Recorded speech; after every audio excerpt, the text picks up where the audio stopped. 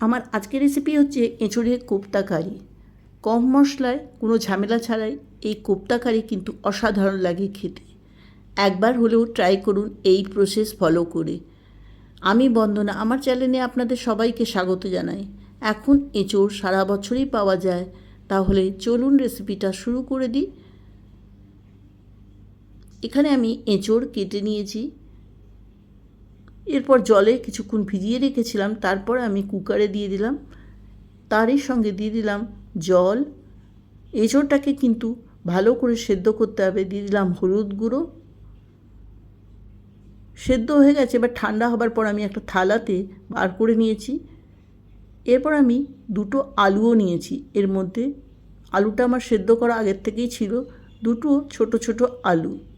এবার এঁচোড়টাকে ভালো করে চটকে নেব আর আলুটাকে গ্রেট করে নিয়েছি। এরপর হাত দিয়ে ভালো করে সবথেকে প্রথমে মেখে নেব, যেন কোনো টুকরো বা কিছু না থাকে।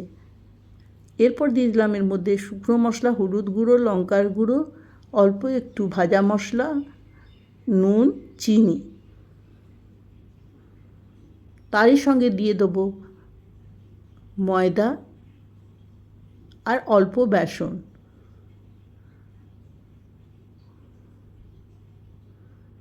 আর আদা বাটা দিয়ে আমি হাত দিয়ে আবারও ভালো করে মেখে নেব।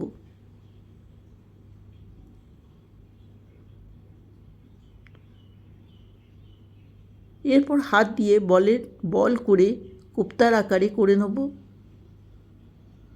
গোল গোল বল করে আমি রেখে নেব।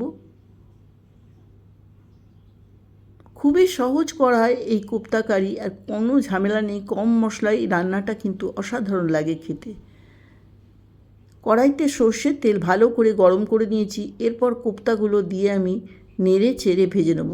ফ্লেমটাকে মিডিয়াম রেখে কড়া করে এগুলোকে ভাজতে হবে। কোপ্তাগুলো খুব ভালো করে না ভাজলে কিন্তু গ্রেভিতে নরম হয়ে যাবে, সেই জন্যে ভালো করে কোপ্তাগুলো মিডিয়াম ফ্লেম রেখে ভেজে নেব।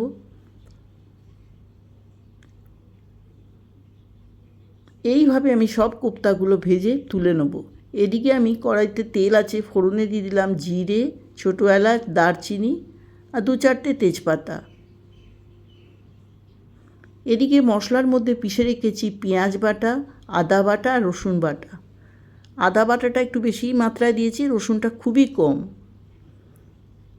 এরপর মশলাটাকে ভালো করে কষতে হবে। দিয়ে দিলাম শুকনো মশলার মধ্যে হলুদ গুঁড়ো, লঙ্কার গুঁড়ো, ধনে গুঁড়ো আর জিরে গুঁড়ো।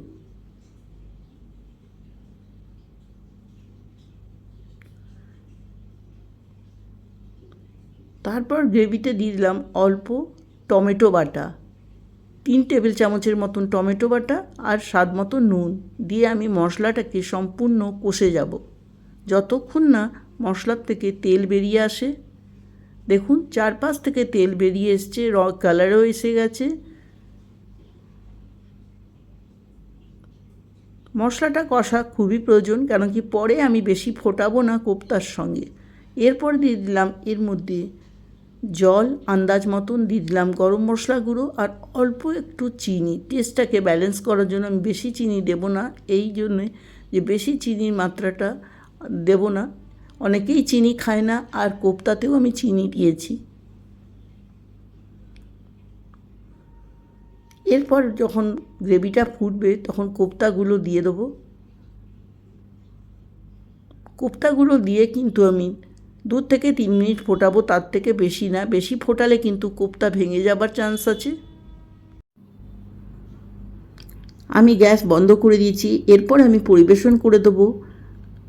এঁচোড়ের কোপ্তা কারি আমার রেডি। খুব কম মশলায় দেখুন কত ভালো এই কোপ্তা কারি গরম ভাতের সঙ্গে, রুটির সঙ্গে অসাধারণ লাগে খেতে। গরমকালে এরকম হালকা রান্নাই ভালো লাগে, তাহলে একবার হলেও এই প্রসেস ফলো করে বানিয়ে দেখুন, সবার ভালো লাগবে। আর আজকের রেসিপিটা যদি আপনাদের ভালো লাগে অবশ্যই লাইক কমেন্ট করে পাশে থাকবেন, আর আমার চ্যানেলটিকেও সাবস্ক্রাইব করে বেলটাও অন করে দেবেন। আজকের রান্নাটা দেখার জন্য অনেক অনেক ধন্যবাদ। নমস্কার, ভালো থাকবেন।